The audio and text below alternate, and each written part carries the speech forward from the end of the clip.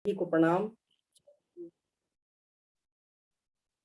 जय गुरुदेव, सभी को प्रणाम।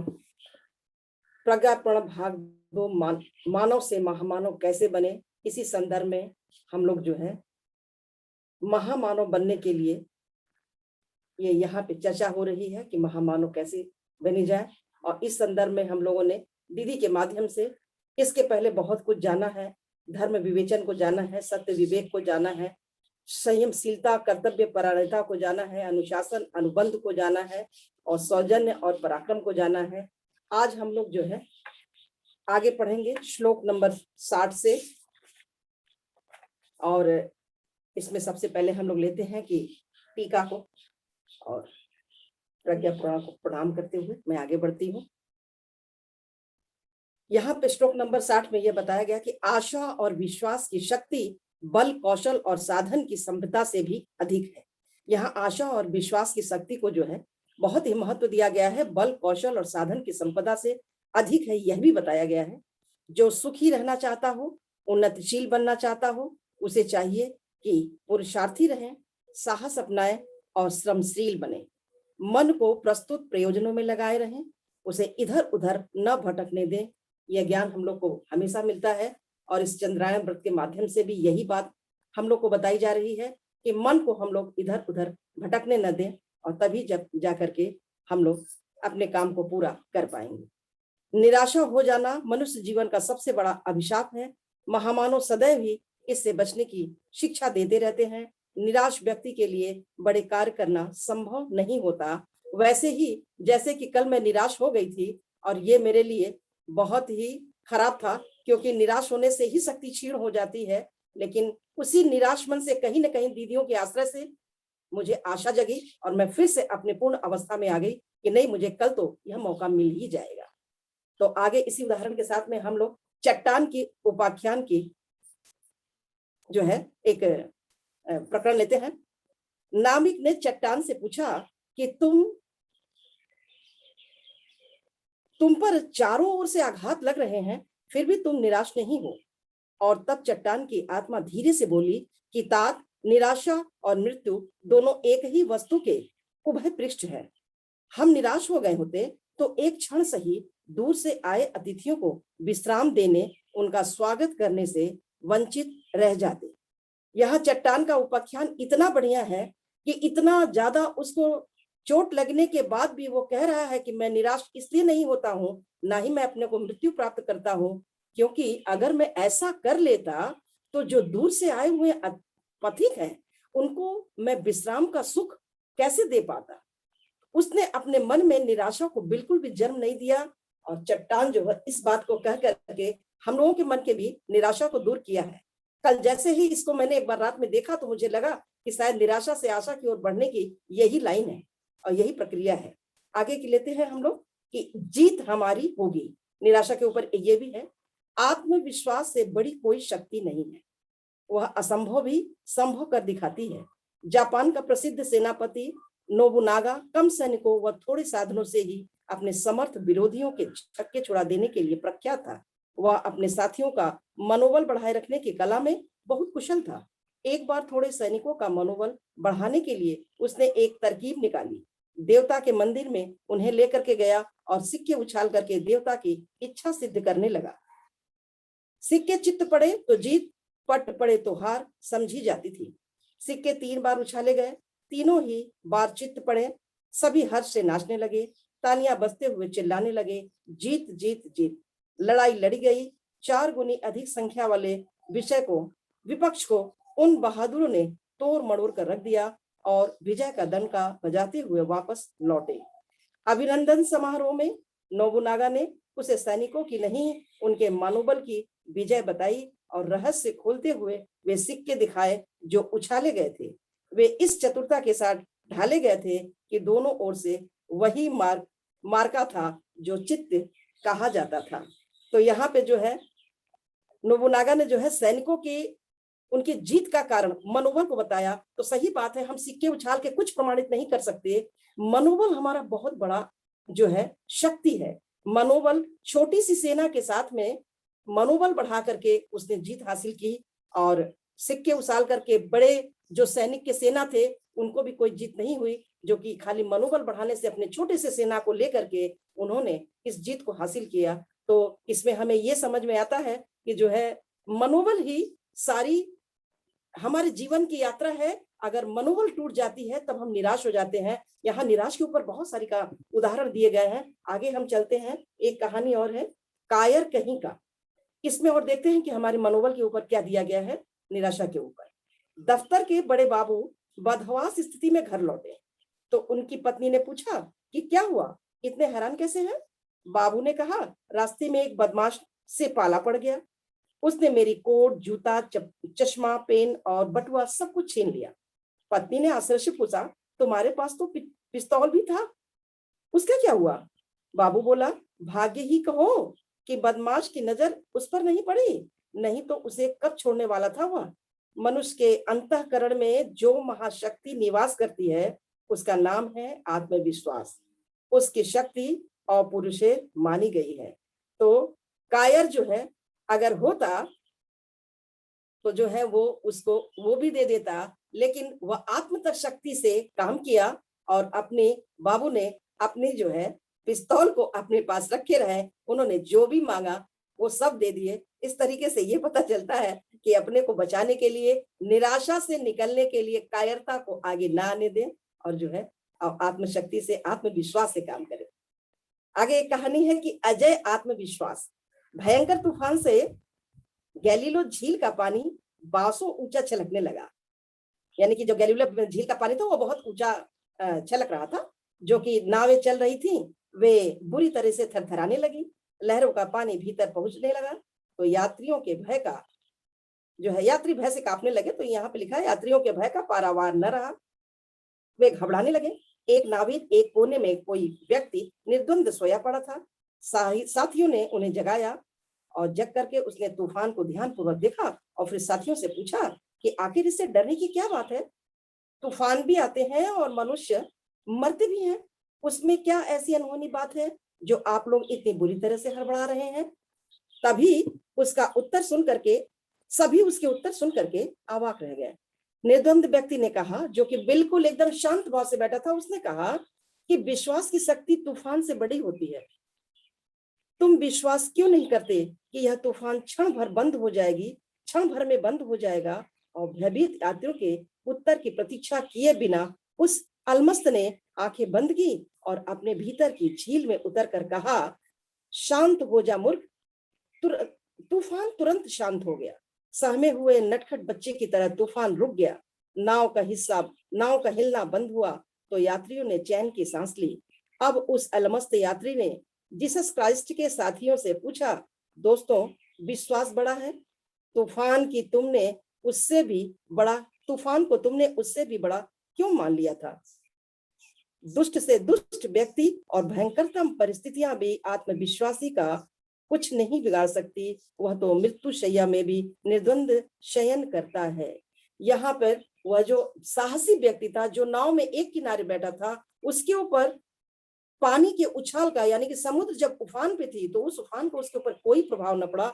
और उस अवस्था में भी उसने अपने शांत मन से सबको एक सत्य से अवगत कराया कि मृत्यु आती रहती है और तूफान भी आता रहता है। तो तूफान से क्या डरना, बस यही होगा कि हम मर जाएंगे, लेकिन ऐसा नहीं होगा। और उसने अपने मन के अंदर में झांका और देखा कि तूफान आने वाला नहीं है, आएगा भी तो वो क्षण भर में ही शांत हो जाएगा। इस बात को उन्होंने अपने लोगों से बांटा, शेयर किया कि ऐसे घबराने की कोई जरूरत नहीं। इतना आत्मविश्वास के साथ उन्होंने कहा और क्षण भर में ही वह तूफान शांत हो गया। और सभी लोग जो है और उन्होंने सत्य से यह भी अवगत कराया कि भयंकर परिस्थितियां भी आत्मविश्वासी का कुछ नहीं बिगाड़ सकती। हम सबों के अंदर में यह आत्मविश्वास हमेशा जगी रहनी चाहिए, जिसको कि गुरुजी ने लाल मशाल कहा है कि लाल मशाल अपने अंदर में जलाए रहना चाहिए। और अगर ये बुझती है तभी हम निराशा की ओर बढ़ते हैं। आगे कहानी और हम लोग देखते हैं, थोड़ी देर रुको। बोलपुर बंगाल के किराए के कितने ही गुंडे पैसे लेकर के किसी की भी हत्या कर देने का व्यवसाय करते थे। शांति निकेतन विद्यालय के संचालक रविंद्रनाथ ठाकुर से एक पड़ोसी शत्रुता मानता था। पैसा देकर के एक गुंडे को हत्या कर देने के लिए तय कर लिया गया। रात्रि के अंधेरे का समय था। गुंडा छुरा निकाल करके आया। टैगोर बाबू अपनी कोठरी में कविता लिखने में व्यस्त थे। उन्होंने नजर उठाकर छुरा लिए गुंडे को देखा। क्षण भर में वे वस्तु स्थिति समझ गए। बिना डरे झिझके उन्होंने कहा कि सामने वाले स्टूल पर चुपचाप बैठ जाओ। देखते नहीं कितनी जरूरी काम हम कर रहे हैं। कविता पूरी होने के बाद अपना काम कर लेना। रवि बाबू की निर्भीकता से गुंडा सहम गया और छुरा बगल में दबा करके उल्टे पैरों वापस लौट गया। गांधी जी इतनी बड़ी शक्तिशाली अंग्रेजी से सत्ता से अकेले जूझ पड़े, उनमें उनका आत्मबल ही तो प्रमुख था। वे विषम परिस्थितियों में भी अधीर हुए। इस तरह से यह बात निखर के आ रही है कि जब आत्मबल किसी व्यक्ति का बहुत ही ताकतवर होता है, आत्मबल मजबूत होता है, तो चाहे चोर जैसा, चाहे बदमाश जैसा चुरा लेके आए हुए ये रविंद्रनाथ ठाकुर के कमरे में जब घुस के वह बदमाश आता है, तो उनके आत्मबल ही तो था। उन्होंने कहा कि चुपचाप बैठ जाओ, जब देख नहीं रहे कि मैं लिख रहा हूं, जब मैं लिख लूंगा और तभी तुम अपना काम करना।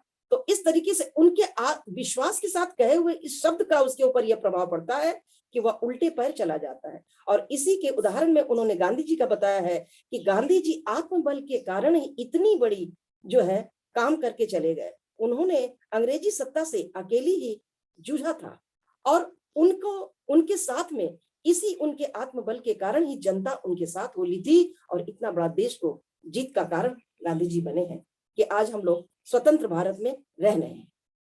आगे की कहानी है एक पकड़ और लड़। सोलह नदी के तट पर हीरे की खदान होने के प्रमाण मिल रहे थे। रेफिल उसकी तलाश में अपने साथियों समेत जुट गया। पूरा 1 वर्ष बीत गया। कोई 10 लाख पत्थर के टुकड़े उसने बीने और फेंके। इनमें कोई हीरा न था। थकान से वह चूर चूर हो गया।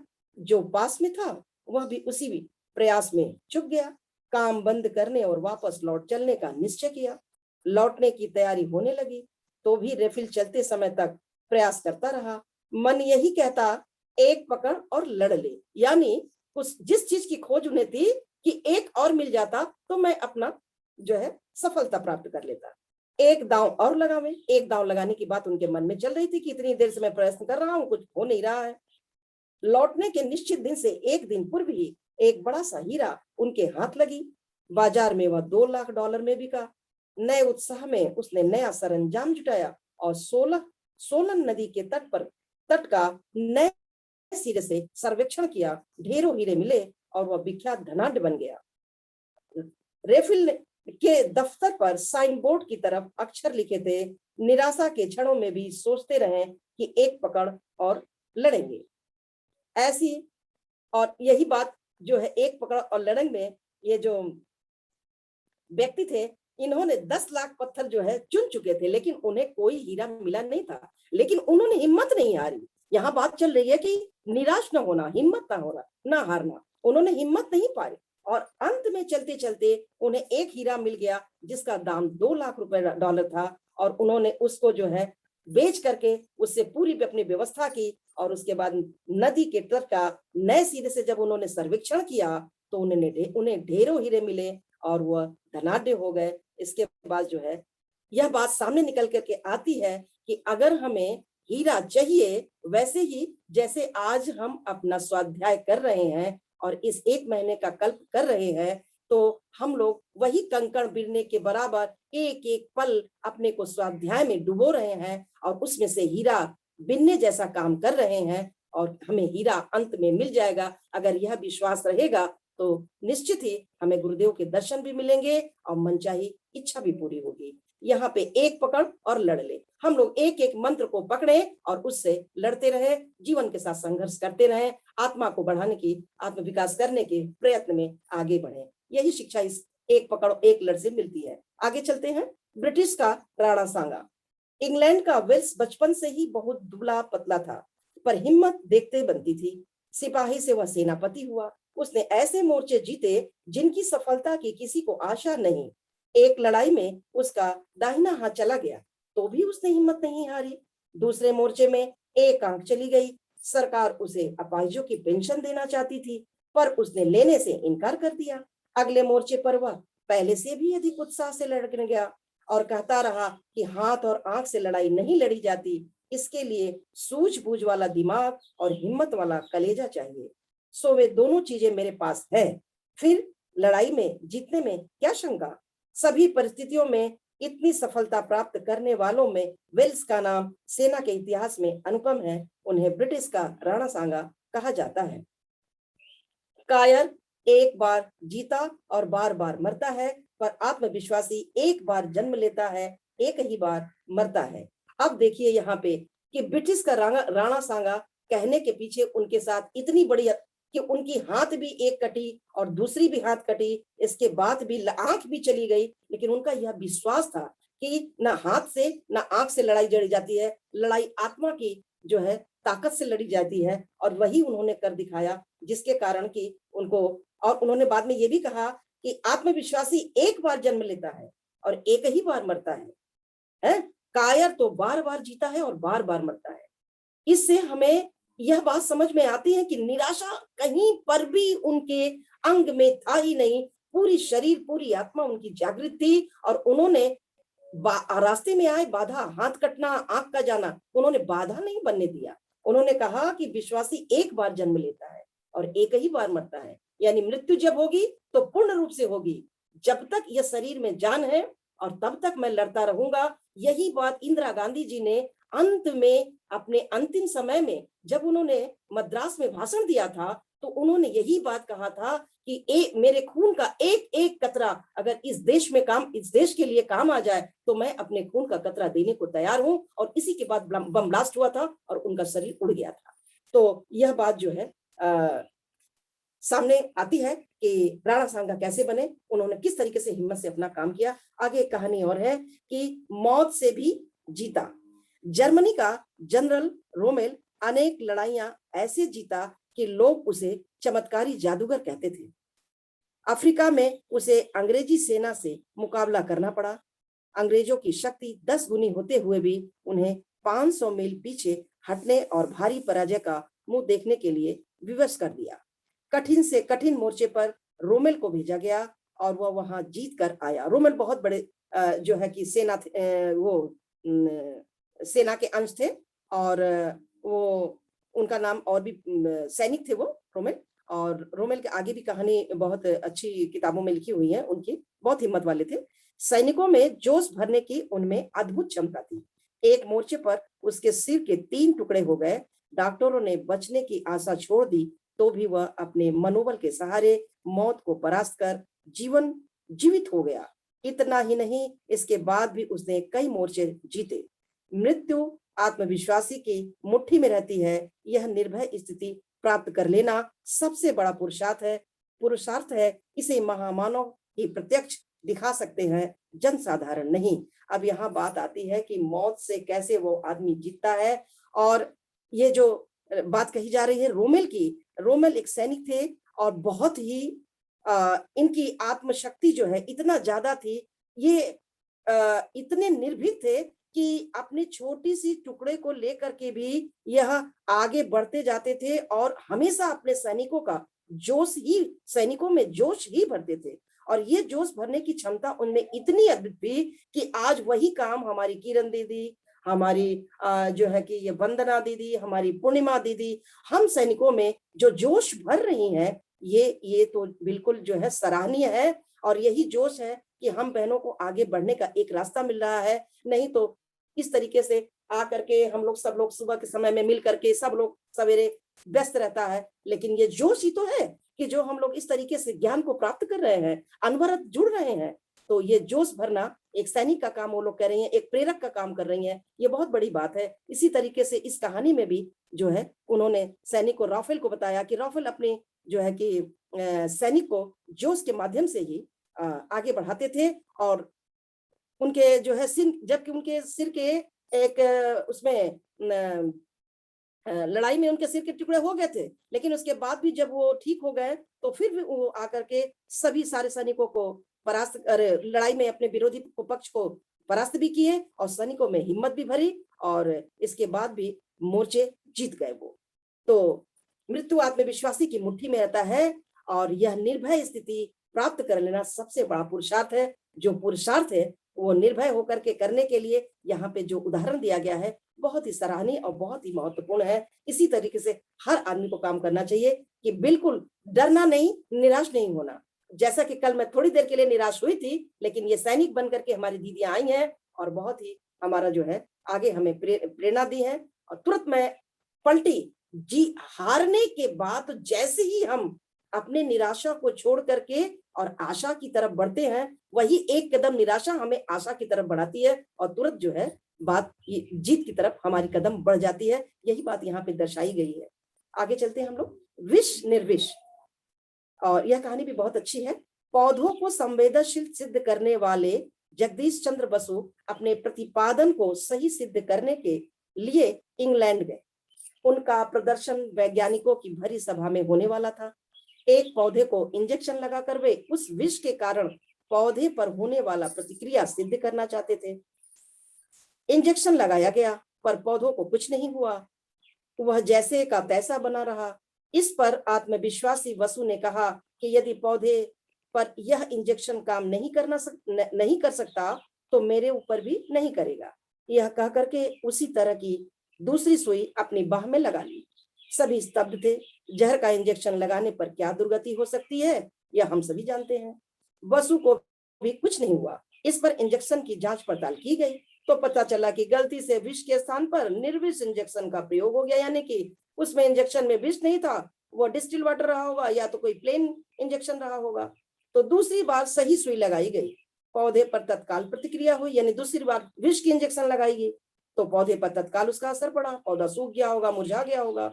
अपनी खोज से पूरी गंभीरता पूर्वक अपनी खोज वे पूरी गंभीरता पूर्वक करते थे और प्रतिपादन से पूर्व प्रामाणिकता की भली भांति जांच पड़ताल कर लेते थे। आत्मविश्वास इसी कारण उपलब्ध हुआ था। तो यह बात बिल्कुल सही है। हमें किसी भी काम को करने के पहले उसकी प्रामाणिकता की जांच करनी चाहिए कि दरअसल यह खरा है या नहीं, और तभी उसमें हाथ डालना चाहिए। यही बात यहाँ पर जो है सिद्ध की गई है जगदीश संत के माध्यम से।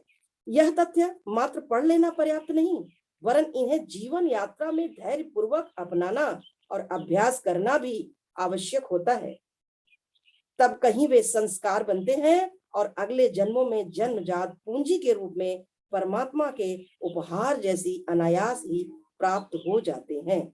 यह बात विष और निर्विष से हमें यह जानकारी मिलती है कि किसी भी चीज का जो है उपयोग करने के पहले हमको उसकी पूर्ण रूप से जांच करनी चाहिए कि यह चीज हमारे ऊपर काम कर रही है कि नहीं, और अगर वो हमारे ऊपर काम करती है तभी उस चीज का प्रयोग करना चाहिए। और विष निर्विष का जिस तरीके से कि जगदीश चंद्र ने प्रयोग किया कि जब उन्होंने पहला इंजेक्शन दिया तो वो काम नहीं किया, उन्होंने अपने ऊपर लिया, वह भी काम नहीं किया, और जब उन्होंने दूसरा, जब उन्हें पता चला कि ये तो विष है ही नहीं, जब उन्होंने दूसरा विष वाला लगाया तो वो पूरमपूर काम किया।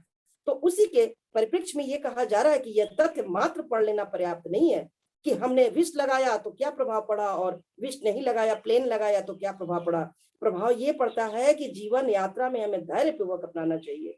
हमें इस बात को बहुत धैर्य से सोचना चाहिए कि जिस काम को हम करने जा रहे हैं दरअसल उसका अंजाम सही है या गलत है, और तब कहीं ये संस्कार बनते हैं और अगले जन्म में जन्मजात पूंजी के रूप में परंपरा के उपहार जैसी प्राप्त होते हैं। यही सही और गलत का अगर हमें सही सही अनुमान जब हो जाता है तब जाके ये मेरे संस्कार बनते हैं और तब यही काम करता है। और यही फिर उनका कहना है कि पूंजी के रूप में हमें परमात्मा के उपहार जैसे प्राप्त होते हैं जब हम खरे सोने की तरह खरे पर उतरते हैं। तो और इसी तरीके से अपने हम लोग चरित्र के बारे में भी देखते हैं। जो व्यवहार हम दूसरों के साथ करते हैं, अगर वो व्यवहार अपने साथ एक बार करके देखें तो ये पता चल जाता है कि जो अगले सामने वाले के साथ मैंने किया क्या वो सही था, अगर सही था तो मुझे क्यों चुना। अगर इस बात का हमें भान हो जाए तो सही में हम संस्कारवान बन जाएंगे और हमारा भी जो जन्म होगा तो वो भी परमात्मा जो है उसको पूंजी के रूप में जो है परम उपहार जैसा, हमको हमारा जन्म अगला जन्म हमें उपहार जैसा मिलेगा। तो यह बात हमें बराबर याद रहनी चाहिए कि अगले सामने वाले के साथ भी अच्छा व्यवहार, और हमें भी ऐसे सामने वाले के साथ अच्छा व्यवहार करना चाहिए। अगली कहानी है कि पढ़ लेना ही पर्याप्त नहीं है। ये भी कहानी बहुत अच्छी है। इन सब कहानियों से हमें बहुत अच्छी प्रेरणा मिल रही है। और बहुत अच्छा क्लियर हो रहा है हमें कैसे होना चाहिए मानव से महामानव बनने के लिए। ये जो जितनी कहानियों से मुझे उदाहरण हम लोगों को मिल रहे हैं, ये बहुत क्लियर कर रहा है हम लोगों को। पढ़ लेना ही पर्याप्त नहीं है। छात्रों में अरुणी विशिष्ट मेधावी था। अरुणी एक छात्र था, उसी की बात यहाँ हो रही है कि वह मेधावी छात्र था, आज्ञाकारी भी था, वह तत्वज्ञानी बनना चाहता था। कुल गुरु उद्दालक भी इसके लिए उत्सुक थे। उचित मूल्य पर उचित उपलब्धि का सिद्धांत अपनाया गया। सस्ते में बहुमूल्य पाने का कोई प्रचलन इस संसार में भी तो नहीं है। बात तो सही है, बिना मेहनत के रिजल्ट नहीं आता है। बहुत जल्दी अगर हम चाहें कि हमें रिजल्ट मिल जाए, वो नहीं मिल पाता जब तक कि हम गुण अध्ययन न कर ले। वही बात यहाँ पे उद्दालक जी कहते हैं। उद्दालक उत्सुक थे कि यह भी तत्वज्ञानी बन जाए। उचित मूल्य पर उचित उपलब्धि का साधन अपनाया गया। सस्ते में बहुमूल्य पाने का कोई प्रचलन इस संसार में भी तो नहीं है। अरुणी को 100 दुर्बल गाय दी गई।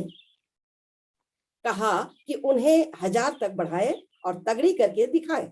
अब उनके तत्व ज्ञान की विकास के लिए उनको उनके गुरु ने एक जो है 100 गाय दे दी और कहा कि इसको 1000 तक बढ़ा करके दिखाओ, इसके उपरांत तत्व ज्ञान की दीक्षा मिलेगी तुम्हें।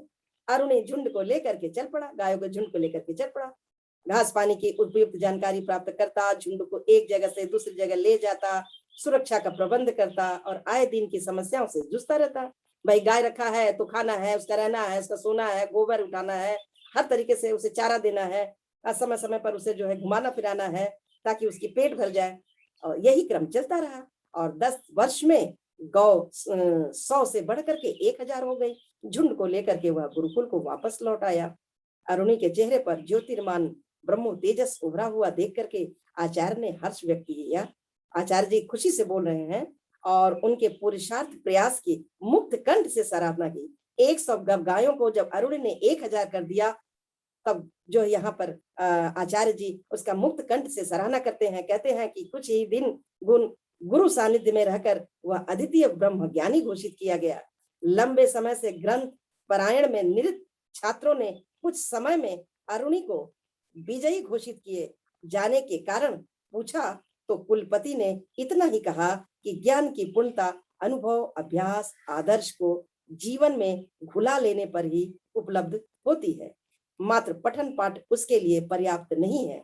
और भी जो छात्र थे उन्होंने पूछा कि अरुणी से आप लोग इतना ज्यादा जो है खुश हैं और उसे विजयी घोषित कर दिए, इसके पीछे कारण? तो उनके आचार्य ने बताया कि इसके पीछे कारण है कि सिर्फ किताब पढ़ना नहीं है, क्योंकि जो छात्र वहां पे उनके गुरुकुल में थे वो तो अध्ययनरत थे और अरुणी को जो है कार्य करने के लिए दिया गया 100 गाय कि इसको बढ़ा करके दिखाओ। तो उन्होंने 100 से 1000 गाय कर दी। गायों के साथ में जो उन्होंने उस दिनचर्या में जो उन्होंने कष्ट सहे हैं, जो उन्होंने झेला है, और इसके बाद तब वो 100 से 1000 कर पाए हैं। तो यही बताया जा रहा है कि ज्ञान की पूर्णता जो है अनुभव, अभ्यास और आदर्श को जीवन में घुला लेने पर ही उपलब्ध होता है और पठन पाठन उसके लिए तो पर्याप्त नहीं माना जाता है। तो ज्ञान के लिए व्यवहार का भी यहाँ पे आ रहा है बात उभर करके कि ज्ञान के लिए व्यवहार का भी बहुत होना जरूरी है, आदर्श उसके साथ में है। और इसी को जब उस ज्ञान को व्यवहार में उतार लेते हैं और उसमें घुल मिल जाते हैं, तब हमें इस तरीके की उपलब्धि प्राप्त होती है, जैसा कि अरुणी के साथ हुआ कि 100 गायों के साथ जूझता हुआ 1000 गाय साल भर के अंदर ने उसने तैयार करके आचार्य जी के सामने प्रस्तुत किया। तो पढ़ लेना ही पर्याप्त नहीं है, उसके साथ पढ़ करके उसे आत्मसात भी करना चाहिए। यह बात हमसे ज्ञान हो रहा है हमको। आगे की कहानी है कि कबीर का कमाल। ये कहानी भी बहुत अच्छी, बहुत खूबसूरत है। कबीरदास जी की कहानी। एक मन एकाग्र हो तो दुनिया की कोई भी हलचल उसे विचलित नहीं कर सकती, यह बात ध्रुव सत्य है। मन का ही सारा खेल तो चल रहा है। कबीर गायक थे और उनका बेटा कमाल नर्तक था। दोनों की जोड़ी बैठी तो रंग बंध जाता था। कबीर को आश्चर्य था कि इसने नृत्य सीखा कहां से। एक दिन कमाल घास खोदने लगे। देर रात तक ना आए तो सबको चिंता हुई कि कबीर ढूंढने निकल पड़े उनको। देखे तो छिली हुई घास एक कोने में पड़ी हुई है और तेज चलती हुई हवा के साथ उस तरावट में मूंज लहरा रही है। कमाल उसके साथ तन्मय होकर के झूमती घास के साथ तन मन की सुधि भूल करके उसी तरह झूम रहे थे। कबीर ने जाना कि तन्मयता ने ही से नर्तक बनाया है। कबीर दास जी तो जो है कि नहीं जानते थे कि मेरा लड़का ये नाच कहाँ से सीखा, यह जो है नाचने की क्रिया उसे कौन सिखाया, मैंने तो सिखाया नहीं। तो इस बात को देखने के लिए एक दिन वो जाते हैं और देखते हैं कि एक गठरी में घास बांध के किनारे पड़ा हुआ है, और जब हवा चलती है तो घास जो है वो बहुत मस्त होकर के झूमता है। कभी हवा चले, आप लोग देखिए घास, छोटे छोटे घास किस तरीके से लहराते हैं। वो लहराने को यहाँ पे नाचना कहा गया है, नर्तक भाव कहा गया है। कि एक दिन जब उन्होंने देखा कि हमारे बेटे को आखिर में नाचना आया कैसे, तो उन्होंने देखा कि घास लेने गया और घास तो बांध के एक किनारे रख दिया, और जिस तरीके से चलती हवा में ये जो घास की मूंजे जो इसके लहरा रही हैं, उनका बेटा उसी लहर के साथ अपने तन्मय होकर के नाच रहा था, है ना। तो इसको देख करके कबीरदास जी को लगा कि अब मुझे समझ में आया कि किस तरीके से इसने नाच, ये नर्तक सीखा होगा। तो सीखने के लिए देखिए प्रकृति भी कुछ न कुछ तो सिखाती ही है, हम सीखे या ना सीखे। तो कबीर का कमाल, कमाल जो है कबीरदास जी तो थे ही थे, लेकिन कमाल ने कमाल कर दिया, वो एक अच्छे जो है नर्तक बने। और इस तरीके से उन्होंने प्रकृति से प्राप्त की ज्ञान, और मूंज से उन्होंने सीखा कि हवा में लहराते हुए घास जिस तरह से नृत्य करते हैं, और उस तरीके से उनके बदन का तोड़ मड़ोड़ नृत्य को दर्शा रहा था। बहुत अच्छी ज्ञान यहाँ से मिली कि प्रकृति भी हमें क्या क्या सिखाती रहती है, और यहाँ पे हवा के झोंके से डांस का होना क्या बात है। आगे हम लोग पढ़ते हैं जो है कि टीका में, कछुए ने खरगोश से बाजी जीती थी, चींटी धीरे धीरे किंतु अनवरत श्रम करके बोझ लिए लिए पर्वत शिखर पर जा पहुंची है। बया पक्षी का इतना सुंदर घोंसला होना उसके अथक श्रम और समुचित मनोयोग का ही प्रतिफल है। श्रम संलग्न होने पर मूर्खों को विद्वान और निर्धनों को धनवान बनाने का अवसर मिलता है। अब इसके अर्थ में देखिए, ये तो टीका हुआ, अब अर्थ में क्या निकल करके आता है कि यदि लगन सच्ची हो, संकल्प दृढ़ हो एवं श्रम करते रहने पर भी धैर्य रखे रहने का जो गुण मनुष्य में हो, तो भले ही प्रगति की गति धीमी हो, सफलता अंततः मिलकर ही रहेगी। यहाँ हमें यह बताया गया है कि बल और दृढ़ संकल्प, ये दो चीज ऐसी हैं कि इसके साथ हमें अपने श्रम को करते रहना चाहिए। भले हमें उससे जो सफलता है वह भले धीरे धीरे ही मिले, लेकिन अगर ये अनवरत जारी रहा, धीमी गति से ही सही, अनवरत जारी रहा, तो हमें सफलता जरूर मिलेगी। वैसे ही जैसे कि कछुए और खरगोश की कहानी में हम लोग पढ़ते हैं कि खरगोश आगे आगे भागता है, लेकिन कछुआ जा करके आगे विश्राम करना शुरू कर देता है, और खरगोश जो है, कछुआ आगे विश्राम करना जा करके जल्दी से आगे बढ़ के विश्राम करता है, और कछुआ धीरे धीरे चल करके आगे जाता है। जब देखता है कि खरगोश विश्राम कर रहा है, कछुआ विश्राम नहीं करता, आगे निकल जाता है। और जब खरगोश की नींद खुलती है तो वो देखता है कि कछुआ तो हमसे आगे निकल गया। तो क्या हुआ कि कछुआ तो धीरे ही धीरे आगे बढ़ा, लेकिन विजयी को प्राप्त कछुआ हुआ। इसी तरीके से यहाँ पे हम लोगों को ज्ञान दिया जा रहा है कि संकल्प दृढ़ हो और श्रम करते रहने का जो धैर्य बना रहे, तो हम लोग निश्चित ही क्या करते हैं, हम लोग निश्चित ही सफलता को प्राप्त करते हैं। हर कार्य तत्परता एवं तन्मयता का समन्वय होने पर ही श्रेष्ठ बनता है। तत्परता और तन्मयता, यहाँ पर भी दो बातें आई। तत्परता करने की तत्परता, और तन्मयता उसमें लीन हो जाने की तन्मयता, उसमें खोकर के उस काम को करना, उसमें डूब करके उस काम को करना, यही हमारे जो है श्रेष्ठ बनता है। हमारी प्रगति में ये श्रेष्ठ बनता है।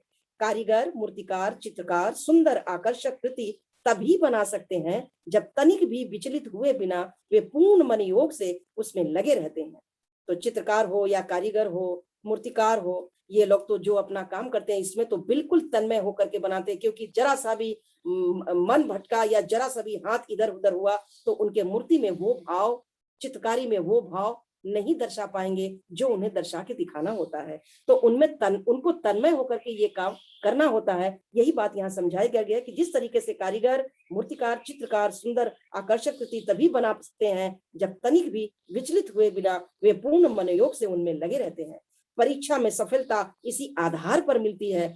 और फिर यहाँ बताया गया कि परीक्षा, अब देख लीजिए, परीक्षा में हम लोग जब एक एक शब्द को घुलाते हैं, मिलाते हैं, मन के अंदर में उसे दृढ़ करते हैं, तभी कहीं हम परीक्षा में जा करके उस बात को, कभी कभी होता क्या है कि एक शब्द का पर्याय आ जाता है कि पानी के बदले में अगर नीर दे दिया, नीर के ऊपर शब्द बनाने को दे दिया, तो अब जब नीर के बारे में पता रहेगा कि नीर पानी को ही कहते हैं, तभी तो हम उसका वाक्य बना पाएंगे। यही बात यहाँ समझाने की कोशिश की जा रही है गुरु जी के माध्यम से कि तनिक भी विचलित हुए बिना वे पूर्ण मनोयोग से उसमें लगे रहे।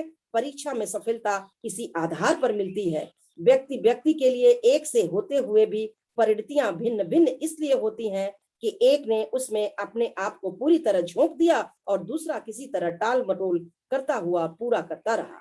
एक बच्चा, जो पढ़ने वाले दो बच्चे को देखिए, एक बच्चा अपने को पूरी तरीके से उसमें तन्मय होकर के अपने पूरा तन मन लगा करके रात दिन पढ़ता है, और एक वही बच्चा जो टाल मटोल करके पढ़ता है। दोनों के रिजल्ट में, दोनों के जो है कि प्रमाण में, एक बच्चा एक नंबर से कम, एक नंबर से पीछे रह जाता है और एक बच्चा एक नंबर से आगे बढ़ जाता है। फर्क तो सिर्फ एक नंबर का है, लेकिन उसके ज्ञान में बहुत ज्यादा फर्क होता है। सामने हम देखते हैं कि एक नंबर नीचे है, वो तो 60% पे है या 59% पे है, लेकिन ज्ञान बहुत ज्यादा, दोनों के ज्ञान में बहुत फर्क होता है। यहाँ कहा जा रहा है गुरुजी के माध्यम से कि जिस काम को करें तन्मय होकर करें, पूर्ण योग से करें। आगे हम लेते हैं। कभी भी निराश न होने वाले, सदैव अपने काम में तत्पर लगे रहने वाले कर्मयोगी कहलाते हैं। अब कर्मयोगी की तो दीदी ने आगे भी बताया है कि कर्मयोगी कैसे है गुरु जी के माध्यम से। कर्मयोगी तो वही है जो अपने काम को पूर्ण मनोयोग से करे। उनके हाथ में जो काम होता है वह निश्चित ही पूरा होता है, सुंदर परिणति को प्राप्त होता है। ऐसे पुरुषार्थी अपने अध्यवसाय से उच्च स्थिति तक पहुंचते हैं। तो वही यहाँ पे कहा जा रहा है कि जो अपने काम को पूर्ण मनोयोग से करता है, पुरुषार्थ उसमें अपना लगाता है, तो वही एक उच्च स्थिति तक पहुंच करके जाता है। इसी के उदाहरण में एक कहानी और है, लगन अध्यवसाय की चमत्कृतियां। नेपोलियन सैनिक स्कूल की परीक्षा में 42वें स्थान पर रहा। नेपोलियन इस सैनिक स्कूल की परीक्षा में 42वें स्थान पर रहा, जबकि स्कूल में मात्र 58 विद्यार्थी थे।